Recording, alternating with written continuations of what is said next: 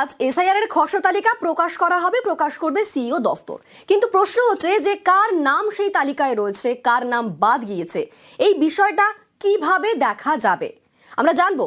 আমাদের সঙ্গে সরাসরি রয়েছেন প্রতিনিধি বিশ্বজিৎ। বিশ্বজিৎ, তালিকায় নাম আছে নাকি নেই সেই বিষয়টা সাধারণ মানুষ কিভাবে জানতে পারবেন?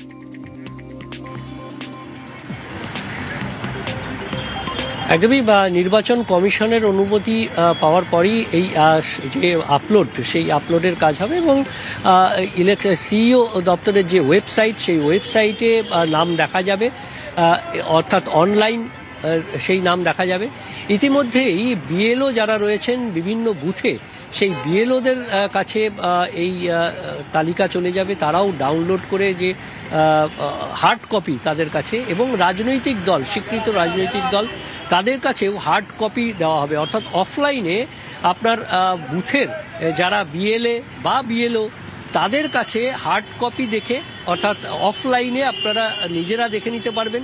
শুধুমাত্র বুথের সেই বিএলএ বা বিএলওর কাছে যেতে হবে, অথবা নিজেই ঘরে বসে নিজের মুঠোফোনেও এই তালিকা দেখতে পারবেন। সিইও ওয়েস্ট বেঙ্গল তার যে ওয়েবসাইট রয়েছে, সেই ওয়েবসাইটে গেলে আপনি নানা রকমভাবে দেখতে পারবেন। আপনার এপিক নাম্বার দিয়ে দেখতে পারবেন, আপনার রাজ্য, জেলা, বুথ, এই ভাবে বিভিন্ন পর্যায়ে আপনি খুঁজে দেখতে পারবেন বুথে আপনার নামটা রয়েছে কিনা বুথের লিস্টে।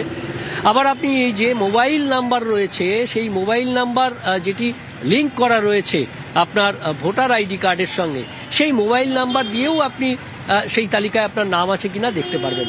অর্থাৎ অফলাইনে দেখা যাবে বিভিন্ন প্রক্রিয়াতে, অফলাইনের বিভিন্ন নিয়ম বা প্রক্রিয়াতে দেখা যাবে। অফলাইনে অর্থাৎ হার্ড কপিও দেখা যাবে আপনার বুথে, আপনার বুথের যে সংশ্লিষ্ট বিএলও বা বিএলএ রয়েছেন তাদের কাছে হার্ড কপি থাকবে। সেখানেও আপনি একটু গিয়ে তাদের সঙ্গে তাদের কাছে মিলিয়ে নিতে পারবেন।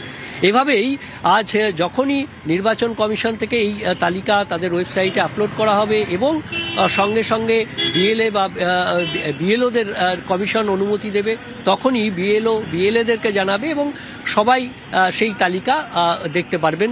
আজ 16 তারিখ, 16ই ডিসেম্বর, আজ থেকেই এই তালিকা দেখা যাবে, এমনটাই নির্বাচন কমিশন সূত্রে খবর।